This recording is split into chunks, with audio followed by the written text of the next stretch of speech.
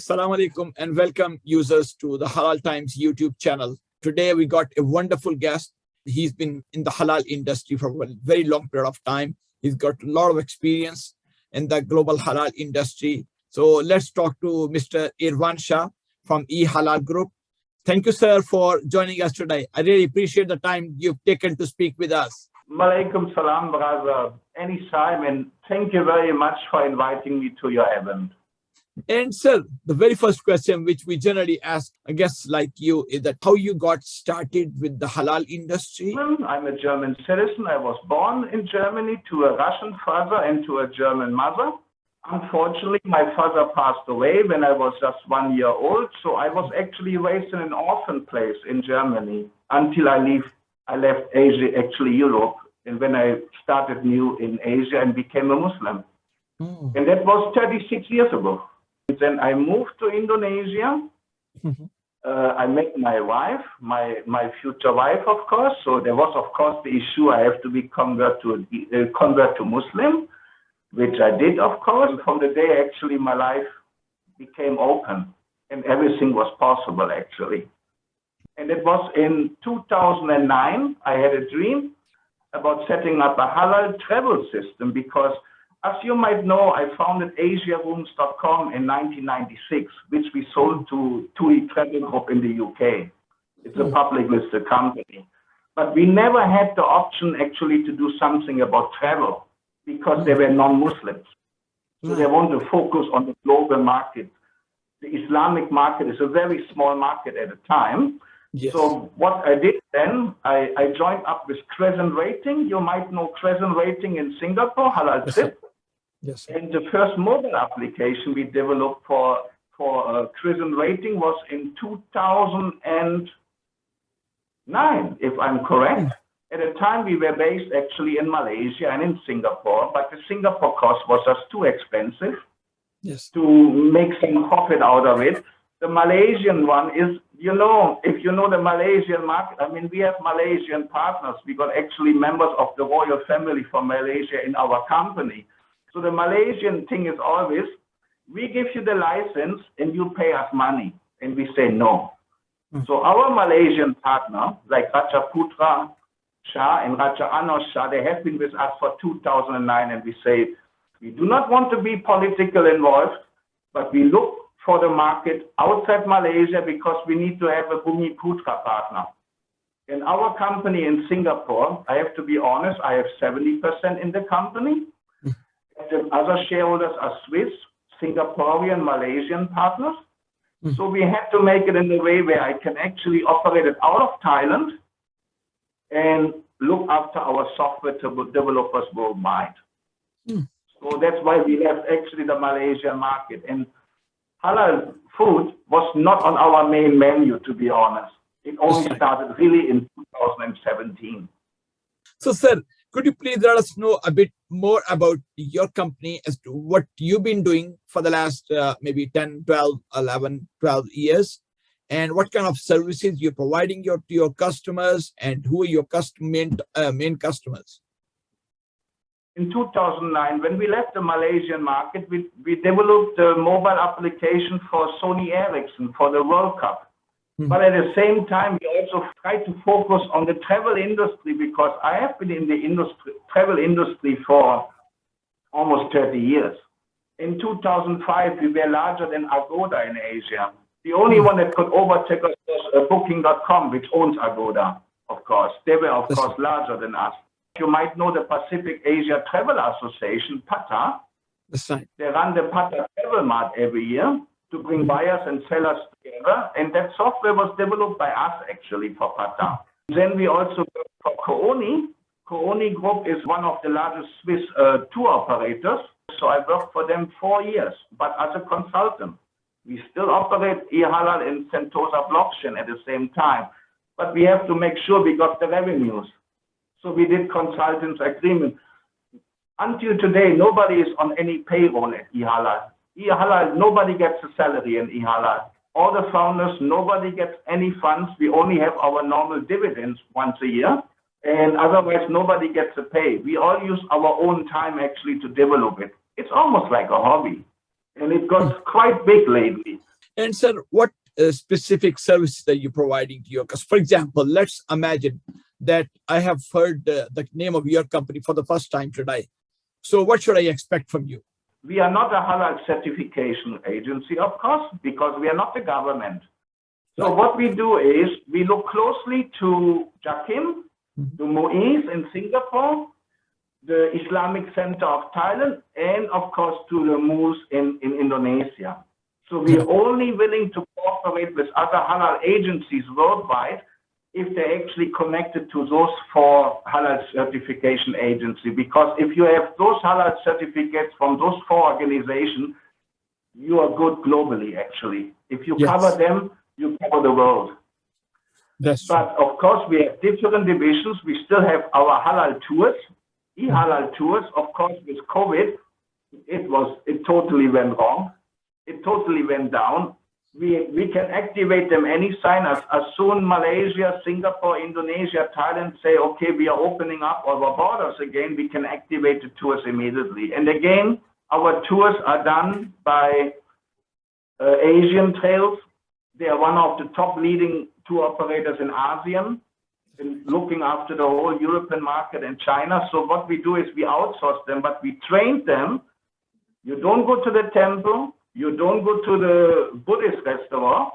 You go to a halal restaurant and you add some itineraries, which is good for Muslims, like if they want to go for a prayer. So we have a couple of tours, there is a halal tour. You can book them for 3 days. You have your masjid. You go every day, salat at your masjid. You have your halal food. And that is quite picking up now. But, not in ASEAN. Our main market is actually Turkey. Turkey is our main market. Okay. Turkey is doing very well. Malaysia was the leader in halal travel. Yes. The Saudis came, the whole GCC countries came. And it has to be seen now how Malaysia will adapt to it to get that market back, or will they lose that market permanently? That's a very interesting issue, actually. That's right. So. It's the travel. Then we cooperate with about 49 hotels currently worldwide. We pick the hotels, actually. You can't, in the US, you cannot have halal hotels. There are only 2. But we cooperate quite well with a Hyatt Hotel, with Marriott Hotel. That means actually if a Muslim stays, let's say, I give you an example, we just signed a deal with the Liberty Hotels in Houston, Texas. That's right. They don't have halal food, but there will be delivery of halal food directly from outside, from the restaurants, delivering direct to the hotel customers. So they can book actually halal food morning, lunch, evening. So you can choose between Lebanese, Turkish. We got all those, we got all those restaurants on standby. They can actually supply the halal food. We got the eHalal B2B marketplace. That's a very new one. We never talked much about it. What we have done in the last 3.5 years is we created 650,000 Google pages. I call them landing pages. So most of our traffic comes from Google. 80% of our traffic comes from Google. So we know exactly what Muslims worldwide are searching for. So when, of course, if there's a Muslim based in, I give you an example, in Houston, Texas. Right. We will not offer them a halal tour to Southeast Asia because the country is closed. So we make sure that the big data, we actually compile the big data, and keep a profile of all the users.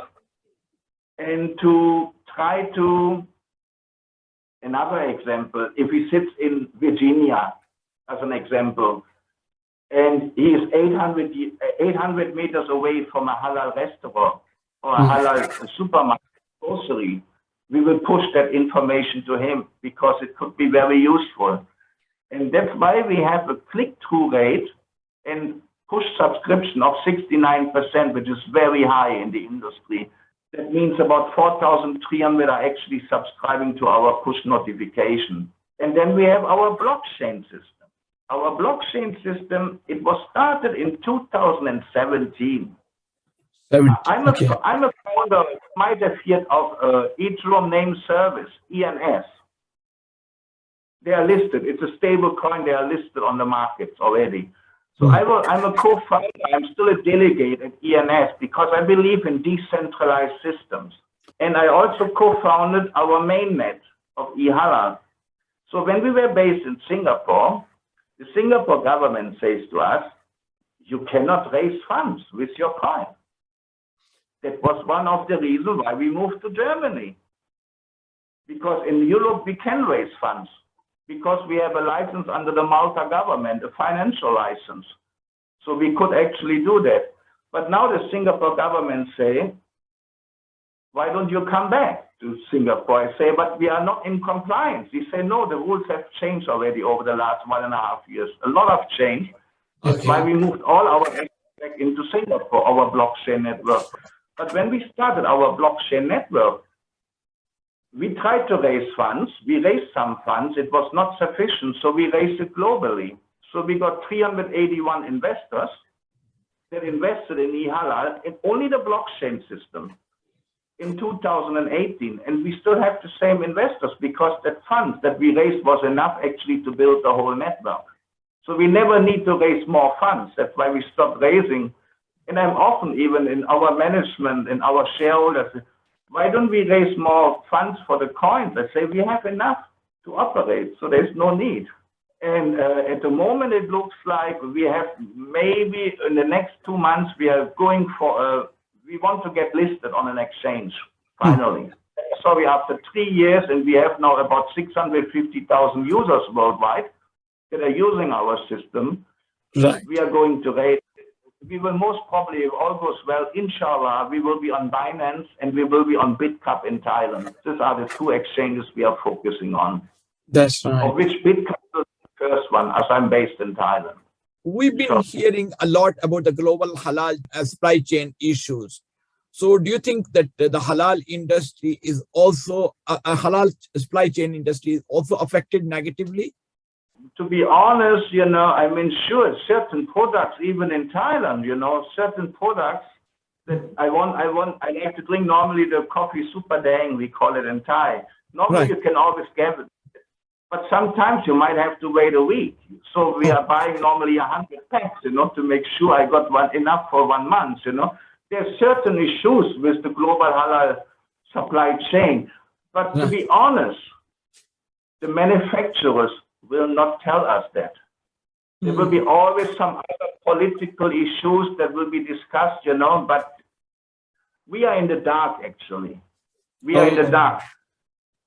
I give you an example. I mean, when I was working as a consultant for Swisscom in Zurich, Switzerland, I met the CEO from Nestle, Malaysia, and he always had that issues, where their products are certified, but the website of Jakim would show it's not certified.